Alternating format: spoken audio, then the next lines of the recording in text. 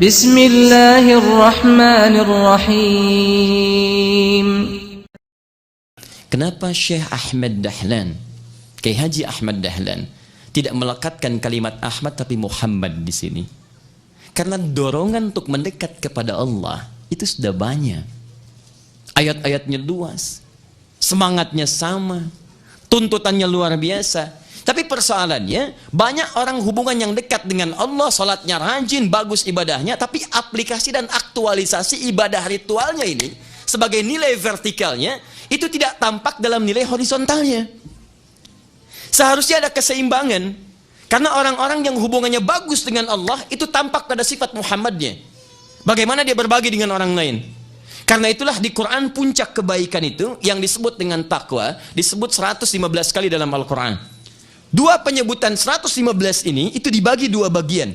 Satu disebut dengan bu'd rabbani, diistilahkan oleh ulama kita dengan habdun minallah. Yang kedua bu'dul insani, al-ijtima'i, diistilahkan oleh orang tua kita dengan hablum minan nas. Kalimat takwa pertama di Quran habdun minallah. Quran surah kedua ayat kedua. Dzalikal kitabu la raiba fi hudal lil. Siapa muttaqin di sini? Baca ayat 3-nya. Alladzina yu'minuna bil ghaib wa yuqimunas shalah. Orang takwa yang ketika dia ingin mengaktualisasikan nilai imannya pada Allah walaupun tak nampak dalam pandangannya, dia buktikan iman itu dengan salat, hubungan vertikal. Tapi tidak cukup dengan ini, karena nanti ada bagian yang selanjutnya, takwa, nilai takwa yang kedua. Quran surah ketiga ayat 133 sampai 134. Itu yang tadi diantarkan oleh Pak Haidar dan diulas kemudian oleh Ustadz Endang. Paling kanan sebelah atas. Wasari'u ila maghfiratin min rabbikum wa jannatin 'arduha as-samawati wal ardu u'iddat lil muttaqin. Di sini muttaqin, sini muttaqin. Tapi amalan yang ini yuqimunas shalah. Amalan yang ini ayat 134-nya.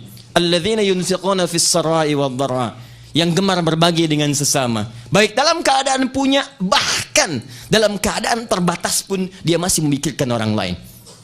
Wal kadhimina al ghaidha, sanggup menahan amarah. Wal afina 'anil nas, bisa memaafkan kesalahan orang. Wallahu yuhibbul muhsinin, dan Allah cinta orang-orang baik. Betapa banyak orang banyak hubungan kuat dengan Allah Subhanahu wa taala, tapi belum bisa mengaktualisasikan hubungan itu dalam bentuk nilai-nilai horizontalnya. Maka beliau berpikir kemudian madrasah sudah banyak, pesantren sudah banyak, membangun hubungan ritual yang kuat terhubung dengan Allah. Tapi bagaimana aspek horizontalnya? Itulah yang kemudian kata Muhammad ditambahkan ya nisbah setelahnya. Kalau ya-nya nisbah, itu berarti pengikut. Datuk saya, pengikut datuk saya, karena beliau keturunan Nabi. Habib yang tidak mencatatkan kehabibannya. Dari habaib tuh, kalangan Habib, Kiai Haji Ahmad Dahlan. Kalau anda baca nasabnya nyambung di situ. Kiai Haji Ahmad Dahlan bin Kiai Haji Abu Bakar bin Kiai Ilyas bin Kiai Sulaiman bin Demang Jurang Juru Kapindo bin Demang Jurang Juru Sapisan bin Kiai Gerbek bin Maulana Ishaq. Siapa Maulana Ishaq itu? Adalah anak dari Syekh Ahmad Jumadil Kubra. Siapa beliau? Keturunan Ali Zainal Abidin. Siapa beliau? Keturunan Ali Zainal Kabir, Ali Zainal Abidin, keturunan Al-Husain. Al-Husain adiknya Al-Hasan. Al-Hasan dua-duanya putra Ali bin Abi Thalib radhiyallahu taala anhum jami'an, zauj Fatimah Az-Zahra. Ya, suami dari Fatimah Az-Zahra bintu Rasulullah sallallahu alaihi wasallam. Jadi anda jangan ragu kalau anda ikut pada ajaran-ajaran Muhammadiyah, mengikuti prinsip-prinsip Kiai Ahmad Dahlan, cucu Nabi kita ikuti. Cucu Nabi kita ikuti. Tapi yang paling menarik adalah, saya tidak ingin anda ikut datuk saya aja. Jangan kemudian anda lekatkan nisbat kepada kakek saya saja. Muhammad pengikut Muhammad. Buktikan anda benar-benar pengikut Muhammad sallallahu alaihi wasallam. Maka di sini kefaqihan Kiai Ahmad Dahlan dalam ilmu bahasanya ditambahkan tak di ujungnya, tidak dicukupkan dengan ya nisbahnya. Kalau tidak faqih bahasa Arab mustahil digunakan kemudian ini. Tambahkan tak Muhammadiyah, tak menunjuk pada sifat. Seakan-akan beliau ingin katakan, orang-orang yang terlibat di persyarikatan ini, yang hadir di Muhammadiyah, bukan hanya sekedar mengklaim bahwa saya pengikut Muhammadiyah, saya pengikut Nabi, tapi buktikan oleh sifat-sifat yang terlekat pada nama Muhammad.